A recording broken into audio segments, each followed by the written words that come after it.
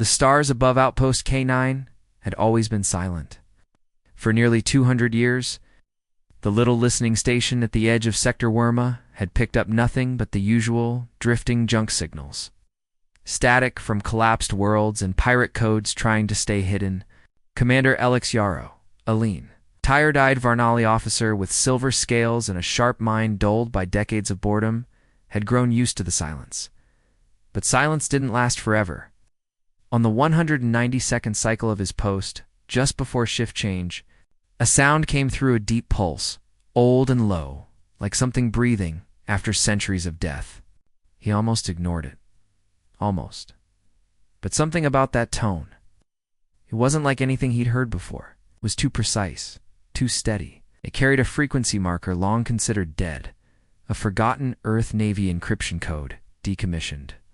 After humanity's destruction nearly 300 years ago, Alex froze, his hand hovering over the console.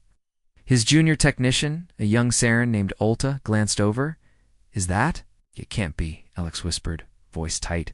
"Earth is gone. Humans are extinct." But the signal didn't care about history. It kept pulsing, one deep note every 20 seconds, with increasing clarity. Then came a second tone, a reply. Somewhere farther out in space, something was answering. Alex slammed the alert key. Alarms rang through the station. For the first time in decades, K9 went into lockdown. Within minutes, High Command was notified. Starships were rerouted, patrols dispatched. But none of that could erase the one fact now echoing through the minds of everyone in the sector. Something human was out there. Back on the station, the signal was isolated, decoded partially using forbidden Earth tech archives. Short message. Played in a cold, mechanical voice. Clipped and filtered through time. "This is Admiral Reyna of the Terran Exodus Fleet. We are returning. We do not seek diplomacy. We remember." Silence followed. It's not a second message. Not a response to hails. It's just that single transmission, repeated once an hour, like a heartbeat growing louder with every cycle. Within 24 hours, the galaxy was in panic. The Grand Galactic Council, the same body that had ordered Earth's elimination centuries ago, held an emergency meeting in a deep orbit chamber above Ceteris Prime. The news spread fast. Some species, like the Trask, demanded immediate military response. Others whispered fearfully, had humans survived? And if they had, what had they become in all this time? Humanity had once been known not just for war, but for endurance, stubbornness, and vengeance. If they were truly back, then someone, maybe everyone, was going to pay. Ow. But not all dismissed the message as real. Many still believed it was. A hoax, pirates with old code, maybe a rogue AI mimicking Earth tech, the Council argued. Theories clashed. But behind their bravado, fear was growing. The last time humanity fought the galaxy, over half of Council space had burned before Earth was finally crushed. And now, a phantom message from the grave had shaken them all. Out in deep space, far beyond the rim of Council territory, something stirred in the dark. Black ships, silent and invisible, moved in formations too precise for random drift. A recon vessel, the Lenthis Ray, was sent to trace the signal's origin. Its crew, a mix of Trelec warriors and Zernai engineers, never reported back. The ship disappeared near the edge of the Azran Void, a dead region of space once home to an Earth colony. The Council Command tried to deny it, but fragments of a distress call leaked from the Lenthis Ray's last recorded burst. One phrase came through before the signal cut to static. "It's them. It's really them." No one knew what it meant. But the few who heard it didn't sleep that night. On a distant moon, buried in ice and wind, a hidden base powered up. For the first time in centuries, human soldiers, pale and silent, trained in darkness. Massive warships, sleek and jagged, emerged from deep crust hangars, silent like predators waiting in the cold. Their markings were unreadable, old Terran letters twisted into new forms, their meaning lost to time. But every hull bore one word in ancient English. Remember, humanity had not died. They had gone silent. They had gone deep. They had watched and now they were ready. The galaxy thought it had wiped them out, erased their memory from the stars, rewritten history, to make Earth a warning for rebellion. But it had made one mistake. It had left survivors. The survivors had not forgiven. They found the cruiser floating near the edge of the Duras expanse, a cold, silent region that hadn't seen travel in over a century. The ship drifted like a corpse in space, its hull blackened, its engines dead, its lights cold. But the strangest part was the design. It was unmistakably human, not like the newer alien ships that imitated Terran lines, but truly ancient. The style was from the old Earth Navy, the kind used during the final years before Earth fell. That alone sent fear through the hearts of the alien salvagers who discovered it. Captain Vel Oren of the Vokari Trade Guild had seen thousands of wrecks in his time. Warships, freighters, smugglers, all left behind to rot in the void. But this one made him pause. As his boarding crew stepped through the torn hole, silence pressed in around them like thick smoke. No systems were active, no traps, no lights, nothing to suggest the ship was alive. And yet every corridor felt ... watched. Scan for heat, he ordered, his voice low. The scanners returned something strange. Not just the expected background radiation, but biological signatures. Faint, cold, but recent. The deeper they went, the more they found. Bodies, human bodies. They were not ancient skeletons, not relics from the war 3 centuries ago. These corpses were fresh, weeks old at most, clad in unfamiliar armor that shimmered like obsidian and reflected no light. Their eyes were closed, expressions calm. One even gripped a weapon that no one recognized, silent, sleek. Humming faintly with energy the Vokari had never seen, Captain Vel pulled back in fear. "Leave them," he said. "Seal the ship. This is no graveyard. This is a warning." The crew had already taken data cores from the bridge. Within hours, the cruiser's location and findings were being shared across black channels, smuggler networks, and even military outposts. The galaxy, still reeling from the strange signal, now had something physical, something real, human remains. Recent tech, worse. The ship's logs, once decrypted, contained a fragment of voice transmission. It was distorted, breaking. Apart in static, but the words were clear. "Recon team compromised. Do not engage. Ghost protocol active. Terra survives." The phrase spread like wildfire. Terra survives. Worlds that had once been Earth's allies began to panic. The Relana Confederacy, long silent about its role in Earth's destruction, issued sudden military alerts. Civilian ships were grounded. Quietly, their leaders reached out to old contacts, historians, black market tech dealers, anyone who might know if such a return was even possible. Among those contacted was Kessa Trin, an old human sympathizer, now in hiding. She'd been a junior diplomat during the last days of Earth, one of the few aliens who had tried to prevent the Council's extermination order. She had warned them back then, "You don't bury humans. You make them stronger." Number 1 listened. Now, decades later, they were listening. Kessa stared at the recovered footage of the derelict cruiser. Every detail felt familiar. The structure, the colors, the insignia faded on the walls. But there was something new in those human faces. Something hard, focused, quiet rage, tempered by time. "They're not ghosts," she whispered to the transmission officer. "They're soldiers. They've been preparing for this." Meanwhile, out near the Azeran Void, more ships began disappearing. Scout patrols gone without a trace, relay stations falling silent. Only the dead zones grew, and no messages came back. A few desperate leaders within the Council insisted on retaliation to send fleets to hunt down the source. But others knew better. If this was truly the return of the Terran fleet, then open war would only speed the galaxy's collapse. They remembered the old stories, the last human captains, who fought until their ships were fire and scrap, refusing surrender even as Earth burned. They remembered the final stand at Mars, where human warships had taken 10 enemy cruisers, down with every loss. That kind of fury didn't disappear. It waited. It evolved. Whispers began spreading in taverns and dark halls across the galaxy. Whispers of a black fleet seen near asteroid belts. Of cloaked ships with engines that left no trail. Entire pirate gangs wiped out without a single shot heard. Some spoke of seeing blue lights in the darkness, eyes of machines not seen since the AI wars. But the most frightening whisper came from a single survivor. Zephyr scavenger who'd been lucky or unlucky enough to survive a close pass near one of the new human ships. His voice trembled as he gave his account, eyes wide with terror. They didn't speak, didn't warn, just appeared out of nowhere.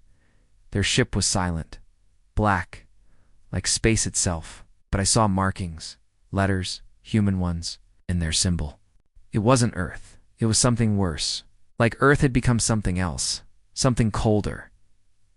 "What did it say?" asked the interrogator. The scavenger took a breath, his voice barely audible. Just one word. Reclaim. And across the galaxy in council chambers, war rooms, and hidden bunkers, fear began to grow. The kind of fear only one name could inspire. Humanity, and it had returned. The stars blinked like tired eyes above the mining colonies of Aaron 6. A small frozen rock spinning in the far reaches of the galactic rim. The workers there didn't care much for rumors, especially not about ghosts or old war fleets. But that night, as the sun dipped below the frozen horizon and the last cargo barge docked, the sky changed. Something massive slid between the stars, something quiet. Something wrong. They saw it first as a shadow moving across the moons, not blotting them out entirely, but warping the light like a ripple in space. Miners pointed. Some laughed nervously. Others froze. Then the cum towers died, one by one. No explosions, no weapons fire, just black screens and sudden silence. The command post sent out a beacon to the nearest patrol fleet 20 light minutes away. Unknown presence. Possible cloaked vessels. Communications disrupted. The beacon pulsed once, twice, then stopped. Mid-transmission. The patrol fleet, composed of 3 Vernali corvettes and a Trask battleship, changed course immediately. Captain Drevo, a hardened Trask veteran, had seen more than a dozen border conflicts, but nothing like this. As they reached Aaron 6, the darkness greeted them and swallowed them whole. What little sensor data survived that encounter was later analyzed in secret chambers on Council worlds. The footage was blurred, fragmented, but terrifying. The Varnali ships vanished first, without returning fire. Just gone. Then shapes emerged in the dark. Dozens, maybe hundreds. Sleek, blade-like vessels that reflected no light and emitted no signatures. The Trask battleship launched countermeasures, fired all its main batteries. None of it mattered. Something tore through its hull like paper, slicing from bow to stern in one perfect line. The last image captured was a silhouette, not fully lit, but clear enough. A massive warship, blacker than space, marked with ancient Earth symbols, now sharpened and twisted like something reborn in fire, and stamped across its prow and glowing. Red were for human words, "We are the silence." The footage was leaked, not by accident. Someone wanted the galaxy to see, to know. Panic spread. Across the galaxy, races who had celebrated Earth's fall now whispered in fear. The Trask Syndicate declared martial law on 3 worlds. The Zerani Republic recalled its border fleets. Council members demanded answers, but no one had them. All they had were rumors, scattered sightings, and fear that clung to every corridor and channel. Even the Grand Council was shaken. The first speaker of the Valari Alliance, who had once voted to glass Earth's surface, addressed the chamber with trembling hands. "If humanity has returned," he said, "then we must unite. We will burn." But unity was fragile. Old enemies refused to trust each other. Treaties frayed. Military leaders argued. And in the silence between stars, the Black Fleet grew. Bolder, in a remote system known only as Lorne Theta, a convoy of 8 merchant vessels was found drifting in perfect formation. Their engines had been surgically removed. Their crews gone. No signs of struggle. Just one message left in the flagships. "Data Core. You erased our world, now we erase yours. No one claimed the act. No one had to, and in the heart of a dead star system long thought unreachable, something stirred. Admiral Reyna stood on the bridge of the TNS Vengeance, the flagship of the Terran Exodus fleet. Her eyes, old and unblinking, scanned the endless, dark beyond the forward viewport. Around her, officers in silent black uniforms stood at their stations. Ow. No one spoke unless necessary. No orders were wasted. They had waited too long for this moment, prepared for too many years. They didn't need words now. Phase 3 begins, Reyna said quietly. A junior officer nodded. All systems aligned. Infiltration units reporting success. Local governments remain unaware. And the test of Aaron 6? The officer paused. No survivors. Reyna nodded once. Her expression never changed. Not anger, not joy. Just purpose. They thought we were gone, she said, her voice low, controlled. They thought they could wipe out our kind and rewrite the stars without consequence. She turned toward the display, where dozens of blinking red systems marked their next targets. They were wrong. One by one, her ships began to move, sliding silently from their hidden positions across dead worlds, old battlefields and hollow moons. They emerged without light, without sound, but with purpose.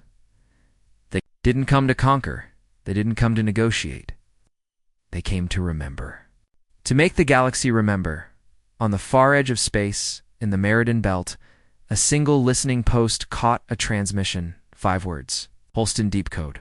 Old Terran encryption. We see your light still. That was the last thing it ever heard before the stars blinked out above it and the fleet in the dark arrived. In a remote sector where few dared travel, on a desolate asteroid long forgotten by war and time, a voice broke the silence. It came from deep inside an ancient structure, a shelter older than most civilizations in the current galaxy. Dot. Air was thick with dust, and the walls were cracked by age and solitude. But within its cold, metallic halls sat a single figure. A survivor, General Arovic of the Zarnari Empire, had not spoken to anyone in nearly 2 decades. His name was mostly unknown now, buried beneath centuries of rewritten history and deliberate silence. But he had once been famous, or infamous, depending on which side of the war one stood. He had fought in the last battle against Earth. He had witnessed the final flames of humanity. Unlike most of his peers, he had lived. For years, he had hidden here, forgotten by his government, and left to rot with his memories. But now, a knock had come. A message had reached him through coded channels. An old diplomat, Kessa Trin, wanted to speak. Not about politics, not about the council. She wanted the truth about the humans. Arovic sat across from her now, his skin leathery and pale, his eyes dull yet focused. His voice, when he finally spoke, was not loud, but it carried weight. They think it was over, he said, more to the room than to her. They think we won, but I saw it happen. I saw what we missed. Kessa leaned forward. You were at the Battle of Sol. You were there when Earth burned. I was, he said softly. I saw the Terran defenses fall. I watched their cities vanish in fire, and I saw the last Terran fleet shatter. But, he paused, breathing slowly, painfully. I also saw one ship escape. Kessa frowned. That's impossible. No ship got out of Sol. It was sealed off from all directions. Arovic said. That's what the Council told you.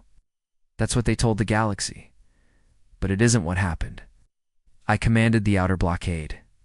My ship was positioned near the Kuiper fringe, watching for stragglers, and I saw it. A Terran dreadnought, newer than anything we'd seen. Its engines were strange, silent, no heat signature. It didn't run, disappeared. Cloaked, she asked, beyond cloaked. We couldn't track it, couldn't even confirm if it was real. But the second it passed us, our sensors died, communications froze, and then we were blind. Kessa didn't speak. To let him continue. That was the beginning, Arovic whispered. The moment I knew humanity wasn't finished. They didn't die that day. They retreated, deep into the dark, and I believe. They've been watching ever since. The room fell into silence, the weight of his words heavier than any weapon.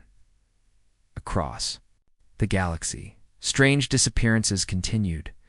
Listening posts failed, patrols vanished. The council argued over causes. Rogue AI pirates, freak anomalies, anything but the truth. But deep in their hearts, the older members of the council, the ones who had been alive during the Terran War, felt the dread return, because they remembered. They remembered how hard humans had fought, how they never surrendered, how they would rather destroy everything than be ruled, and if they had survived, what kind of humans had come back. The Terrans of the past were fierce, yes, but they were also desperate, divided, emotional. The ones returning now, these silent fleets, these invisible soldiers, they were something else, something colder, something calculated. In the hours after her meeting with Aravik, Kessa broadcast a private warning to her contacts. They saw the fall, they remember the fire, but they were not broken by it. They were shaped by it. That same night, 4 council ships assigned to watch the Duras expanse failed to report in. Surveillance drones sent to recover them transmitted back partial footage before they too went dark. One image remained, blurred, corrupted, but undeniable. A human figure, standing on the outer hull of one of the council ships. No suit, no visible gear, standing, watching, and then gone. No traces were left, no bodies, no wreckage. Only that one image, and a phrase etched into the final data. Packet. Written in crude human script. We endured your fire. Now feel ours. On the edge of the Council's core worlds, emergency meetings erupted. Fear spread through military ranks. Civilian traffic was restricted. Some sectors blacked out entirely. Governments choosing to disappear rather than draw attention, but none of it mattered. The Black Fleet was already moving, and deep within the cold bridge of the TNS Vengeance, Admiral Reyna stood watching star maps flicker with hundreds of targets. She placed a hand on the glass, her fingers landing on one planet in particular, the Council, homeworld. A soft voice behind her asked, "Is it time?" Reyna's eyes, once full of warmth, now burned with cold clarity. "Not yet," she said. "Let them remember first. Let them feel what it's like to live in fear." She turned away from the map. Behind her, screens lit up with the names of systems once lost, now reclaimed in silence. No survivors, no warning, only shadows, and whispers of ghosts, because humanity had not just returned, it had become something worse. The galaxy had not seen a unified broadcast in over 200 years, not since the day Earth fell and the Council declared victory over the most dangerous species ever known. Since then, every planet had moved on, or tried to. History was rewritten. Statues were melted. Even the word human had been replaced in official records with Class 7 aggressor species terminated. But the galaxy had never truly forgotten. It had only buried the truth under silence until the day every screen, every transmitter, every comm channel, military or civilian, was hijacked all at once. It began as static, across spaceports, trading hubs, capital buildings, warships, mining stations. The signal cracked through every known frequency like a storm. At first, no one believed it. They assumed it was some malfunction, or worse, a prank. But then came the image. A figure appeared on every screen. Human. Older, scarred, and wearing no insignia recognizable to any current military. His hair was white, cut short, and his eyes burned with something far colder than anger. It was resolve, calm and clear, as if death itself had been trained to speak.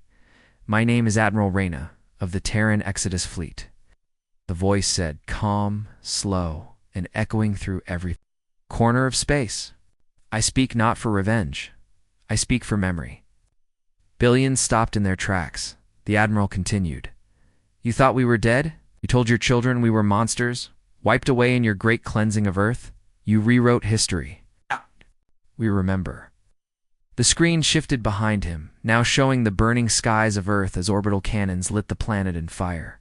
Cities crumbled, oceans boiled. Then came the image of Council fleets celebrating in orbit, cheering as the last Terran signal went dark. That image had never been released publicly, not until now. "You watched our world burn," Reyna said. "You silenced our voice, but we survived. And in silence, we grew." Gasps rippled across planets and space stations. Some screamed, others stared in frozen silence. For many, especially the younger generations, this was their first time. "Seeing a real human," Reyna continued. "For 3 centuries, we rebuilt. Hidden. Forgotten.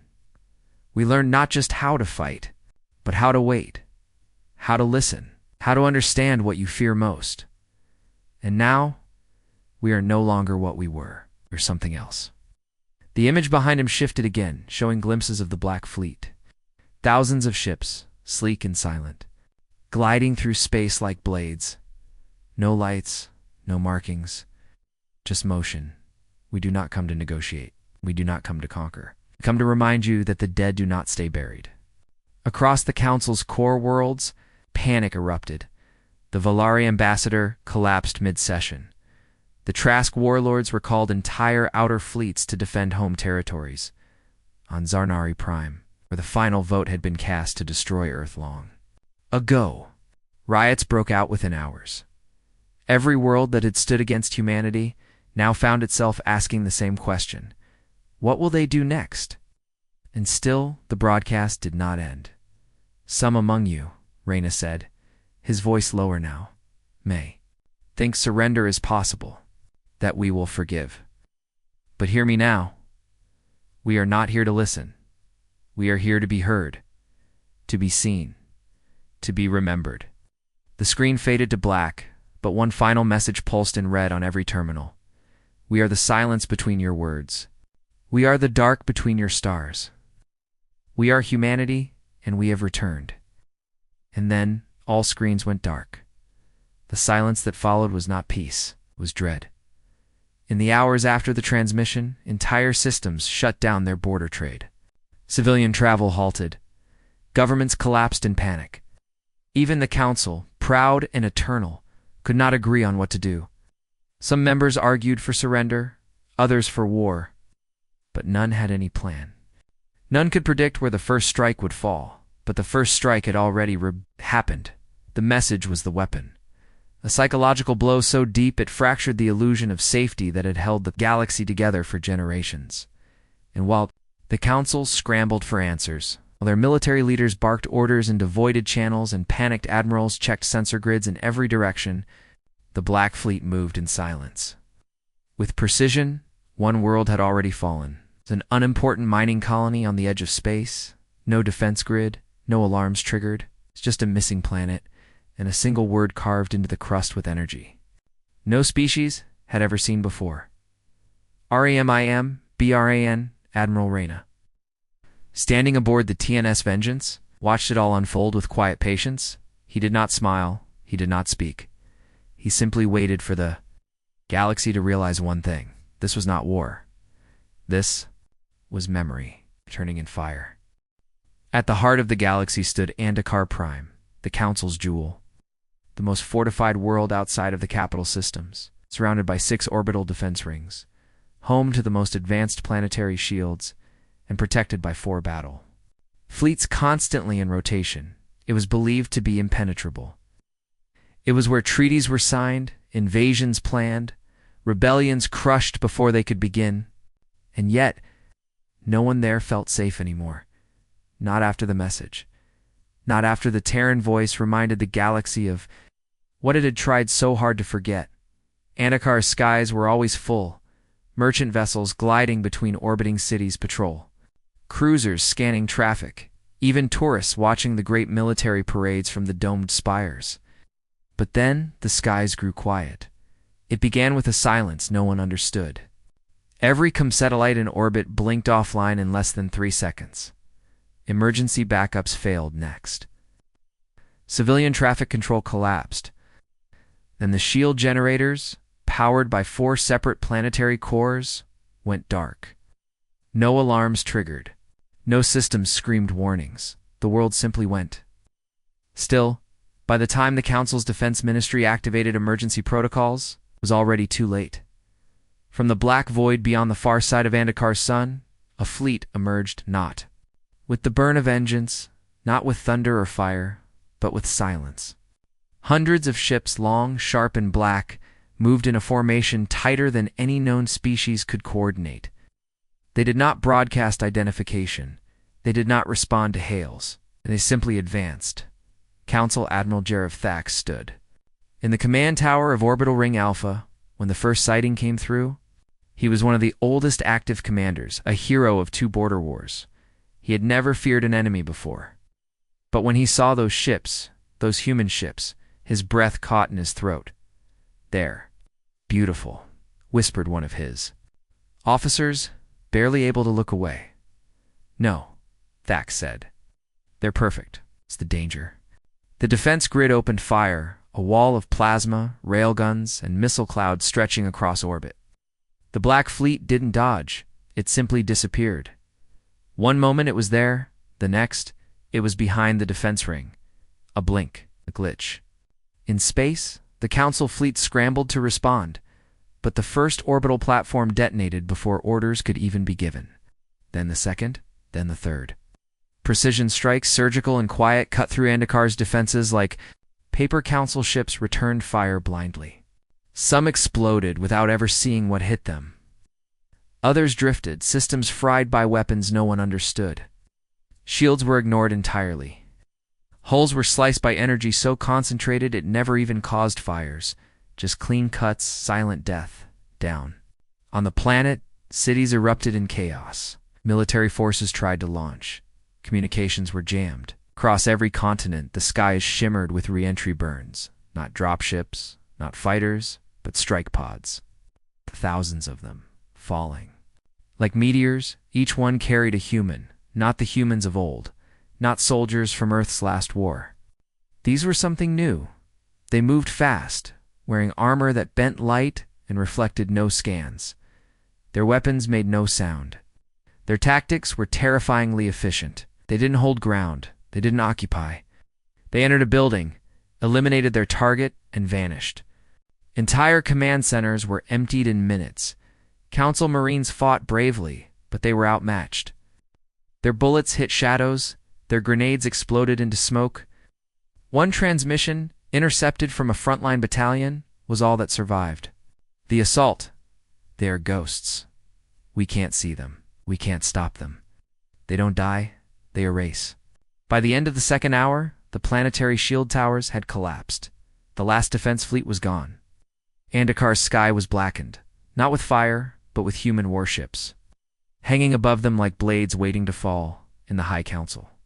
Tower, where treaties were once signed, emergency protocols were activated. Diplomats scrambled to escape. Messages were sent to every neighboring system. Andakar Prime is under siege. Humanity has returned. This is not war.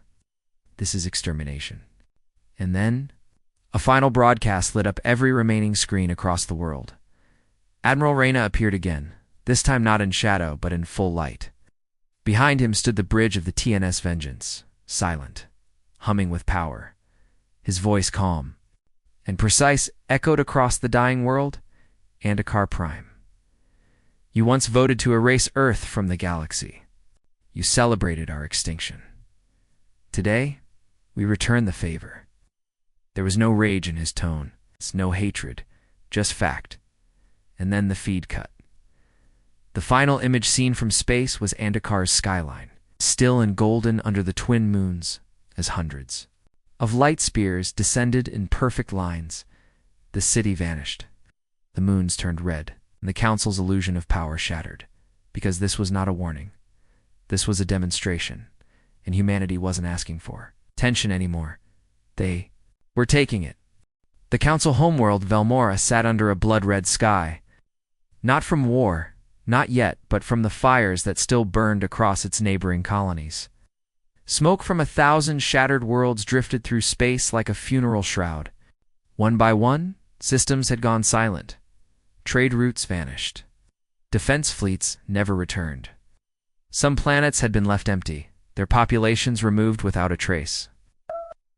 Others were erased from orbit in a single strike. No demands had come, no conditions. For peace, only silence. In memory, now the council itself was broken. Half its members had fled. The other half sat in their chambers behind locked doors, arguing endlessly while their enemies closed in. The remaining fleets hovered above. Velmora, trembling like shields made of glass, and somewhere beyond the outer moon, sensors caught the unmistakable shape of a ship. One ship, black and massive, drifting just close enough to be seen. The TNS. Vengeance, humanity's flagship, but it did not attack. It waited inside the council hall. Panic consumed every conversation. One minister demanded immediate surrender. Another swore retaliation. None could agree. They were trapped in fear, surrounded by their own betrayal, unable to make a single move without tearing themselves apart. Then, without warning, a light appeared at the center of the chamber, not from the ceiling, not from any system, but from a holographic projection that none of their security teams had authorized. An Admiral Reyna stood among them. Not a recording, a live feed. Eyes calm, armor dark. The same presence that had haunted their screens, their minds, and their sleepless nights. He said only one thing: "You erased our world. We return the choice." Silence.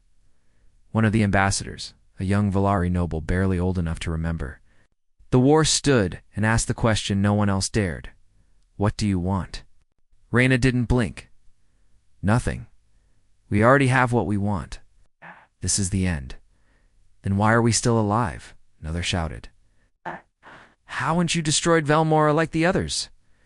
Reyna turned his head slightly. "Because one voice remains."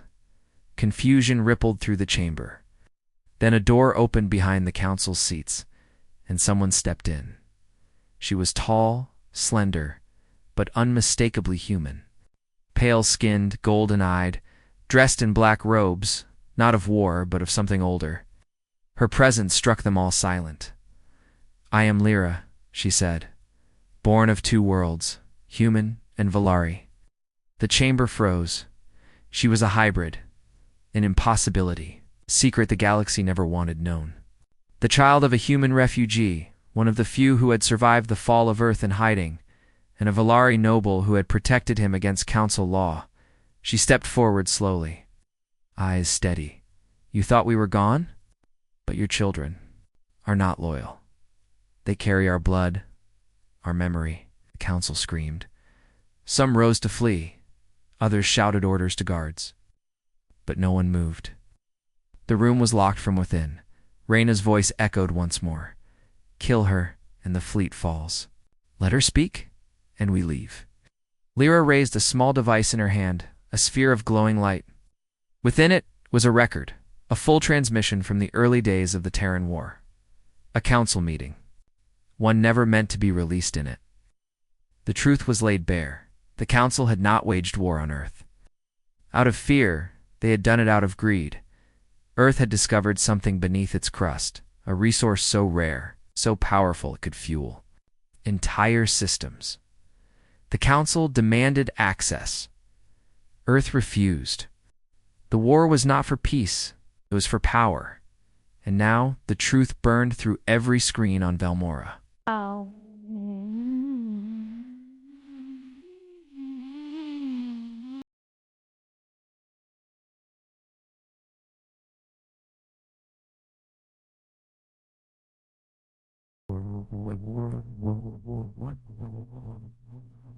Broadcast by the Terran fleet all across the stars.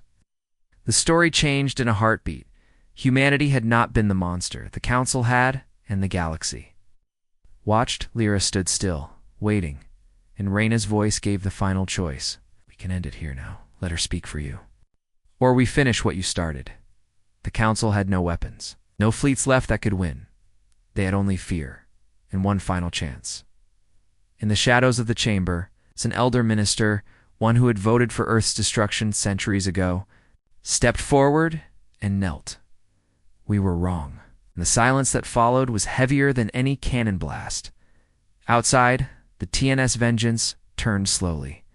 The Black Fleet shifted formation.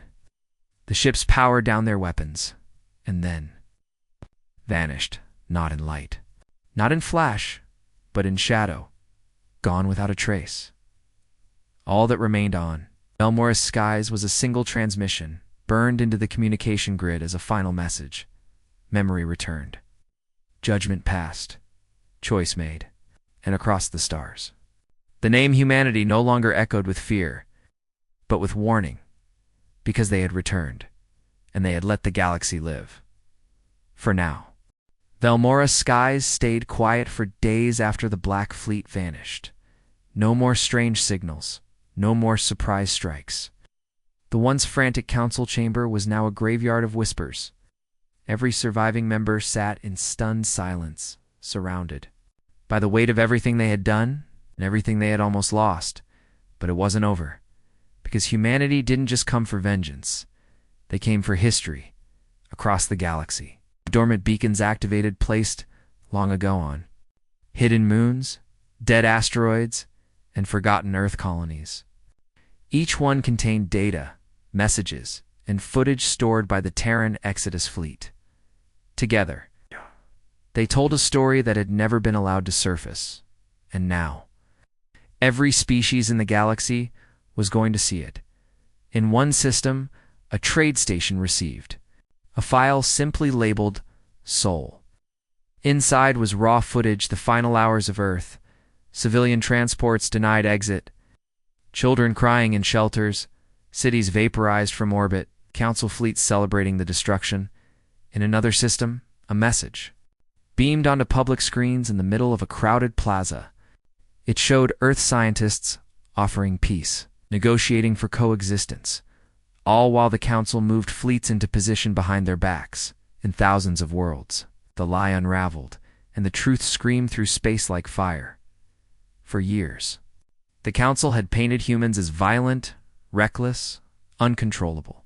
But the footage told a different story, one of survival, desperation, betrayal.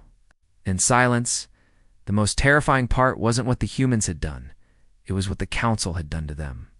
People rioted. Statues of council war heroes were pulled down, governments collapsed, soldiers refused to deploy. On one world, a council war monument was destroyed by a single child, a half-human, a Phalian girl, who had never known her Earthborn grandfather. She cried as the statue fell. Not in grief, but in pride, because she finally understood who she was. Back on Velmora, Council released a formal apology. They admitted to everything. They pledged peace. But they did so in fear, not remorse. They had seen what humanity could do, what they were capable of. And now, even in their absence, humanity controlled the galaxy with one weapon no one else had mastered: memory. But not all worlds responded with hatred. Some responded with hope, former allies of Earth, species who had tried to stop the war. Centuries ago reached out to the shadows, unsure if anyone was listening. And on one dark moon, far from any known path, someone did.